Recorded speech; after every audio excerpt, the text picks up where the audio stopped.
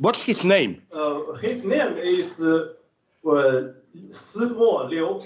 How? 斯莫流。Yes. Yeah, he is small, like opposite to big. 军事、政治、经济的真正的决策处置，并不是能由哲学说了算的。我希望你们能够明白。我讲这本书，我讲了好久了。我每次讲的时候，我都把他们骂成狗屎，把这些文人学者书生意气的就骂到就屁滚尿流，明白吗？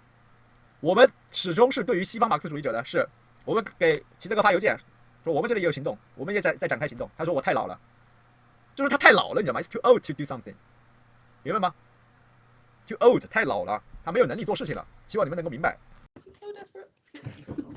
That is really happy. I have a big question about the contemporary politics of China and the future politics of China. The first one is, there is a very famous scholar of Žižek study. Just call him W. Yeah, when he are practicing his political thoughts. Yeah, the cause of his political is use the three big rights to replace the three small rights. The three big rights is survive and the development and the liberty. And the small three rights is is Leninism, is free association and give up the right to work and to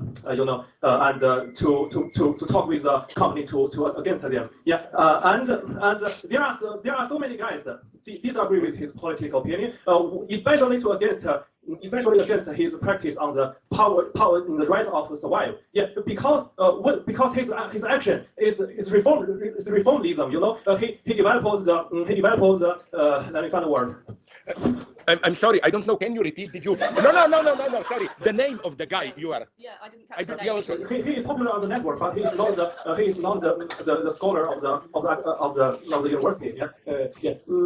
What's his name? His name is 斯莫流. How? 斯莫流. Yes. Yeah, he is small, like opposite to big. Yeah, he's a very famous scholar of Žižek study in the network. And let's talk about the right of survival continually. His action is public beneficial activities. What you said in that book called the Iraq borrowed cattle. Yeah. To these actions will have the reproduction of the capitalism. Yeah. But why the W has these opinions? Because he thinks the firstly is the culture circumstance. Yeah, the people cannot give up the dimension of enjoyment. Not only the enjoyment of the daily life. For example, the Heidegger transporting, but also the enjoyment of the basically illusion. That's the illusion of revolution. They are fantasizing. There is the mall can come back again and lead us to the revolution. Yeah. Yeah, but I know. But oh my God, simply. I got some fragments for what you said, but I would simply like to know more, because I do know some thinkers in China today. My friend, with whom I don't always agree, Wang Kui, who is now more or less an official figure, I learned, Then there is, I forgot his name, the guy who preaches kind of a return to this ancient Chinese way of deliberate democracy. It's more Confucian. He even doesn't refer to Marx and so on. But okay, tell me something. This guy, does he publish in books, or is it just a digital presence on the web? Never, just his thesis of his... How is it then that he's not censored? Does the party tolerate him, the public power? This is always a question to ask. There is a few times he encountered the big power of the party, because and why he gave up the Leninism is today to Leninism's revolution is impossible, because we have the most most powerful check system. Yeah, you mean China digitally? We are all controlled. Yeah. But on the other, no, sorry. Obviously, I cannot answer, because I need what Heidegger would have called the hermeneutic background to know. My question is, how will we evaluate the action of W, and what can we do? Yeah, but again, I don't know. I didn't get, maybe did you enough the picture of this guy. What I like about China is that I know not only this guy, I know that there are not only, I mentioned it at the beginning of my freedom book, I think, some ordinary worker who read Heidegger, translated him, and become a sensation. Like these moments are wonderful. But where I remain an old Eurocentric guy. Now it's very popular to say European liberal democracy is in crisis, which is true. So then they try to bring in some more collective spirit, deliberative, oriental, and so on and so on.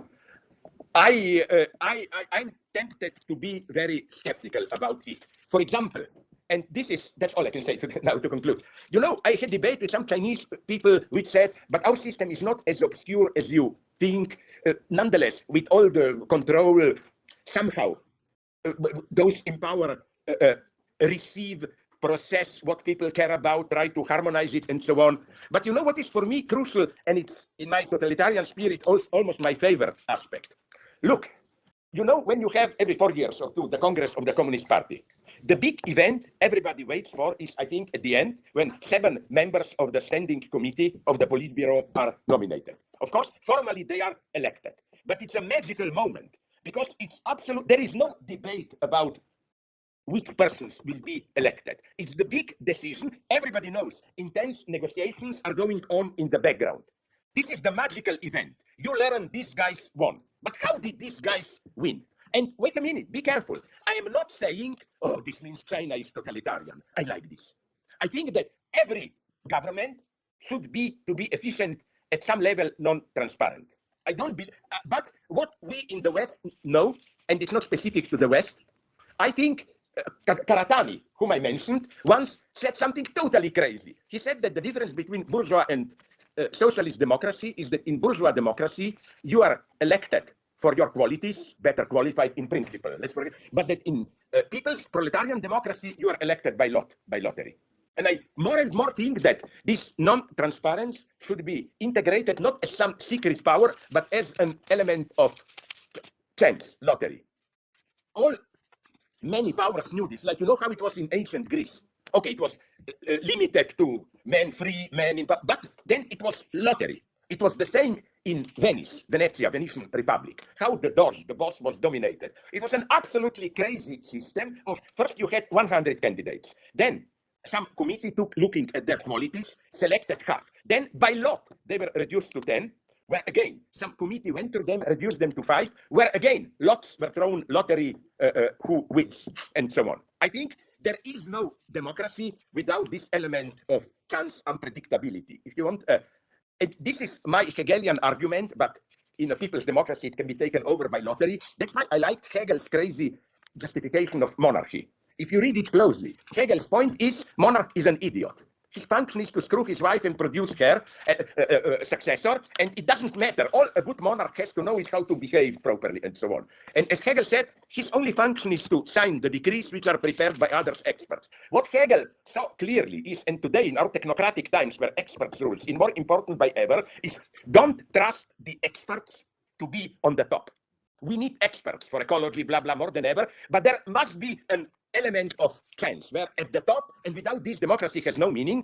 Not only we all vote, but on the very top of power, that should be somebody who is not qualified by some special capacities, but who is in principle like us. That's also, for me, the basic principle of justice as Hegel developed. Yes, you have the biggest invention for me of good legal system is, how do you call, my God, the 5 idiots?